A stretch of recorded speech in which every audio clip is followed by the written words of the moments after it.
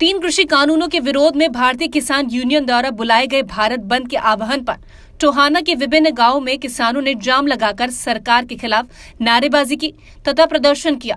इस दौरान किसानों ने केंद्र सरकार पर जबरन 3 काले कानून लगाने का आरोप लगाया तथा कहा कि यदि सरकार ने कानून वापस नहीं लिए तो किसान लंबे समय तक दिल्ली में अपने धरने को जारी रखेंगे। उन्होंने कहा कि यदि मोदी सरकार ने कानून वापस नहीं लिए तो किसान झुकने वाला नहीं है, सरकार को झुका करके ही दम लेगा।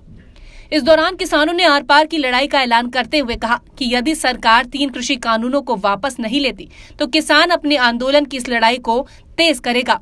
इस दौरान किसानों ने प्रदेश के उप मुख्यमंत्री दुष्यंत चौटाला पर हमला बोलते हुए कहा कि चौधरी स्वर्गीय देवीलाल किसानों के मसीहा थे, लेकिन उनके पोते ने सत्ता की लालच में किसानों के साथ न खड़े होकर भारतीय जनता पार्टी का साथ दिया, जो कि गलत है। उन्होंने कहा कि यदि दुष्यंत की रगों में देवीलाल परिवार का खून है तो वह इस्तीफा देकर किसानों के साथ धरने पर आए ताकि किसान वर्ग इस लड़ाई को जीत सके। केंद्र सरकार ने 3 अध्यादेश पास किए हैं जो किसानों के खिलाफ है। किसान इससे बहुत परेशान है, किसानों को इससे बहुत घाटा होने जा रहा है। इसलिए हम सरकार से मांग करें कि ये 3 अध्यादेश वापस लिए जाएं। सरकार ने काले कानूनों को किसानों पर थोप रखा है, जिससे किसान नहीं चाहता कि ये काले कानून हमारे पे थोपे जाएं और हमारा MSP पर नया कानून बनाकर और मंडियों को जो निरस्त करने का काम किया है ये पुनः लागू किया जाए।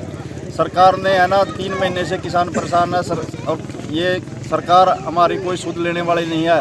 6-7 दौर की बात हो चुकी है, लेकिन सरकार अपनी बात पर अडिग है, किसानों से कोई बात ही नहीं करना चाहती। लेकिन हम सरकार को चेतावनी देते हैं, अब की बार आर पार की लड़ाई है, किसान पीछे हटने वाला नहीं है और ना ही झुकने वाला है। अब दिल्ली को फतेह करने जा रहे हैं किसान। 9 तारीख को इतना जत्था जाएगा कि सरकार के समझ में नहीं आएगा इनको ठहराने की जगह कहाँ दी जाए।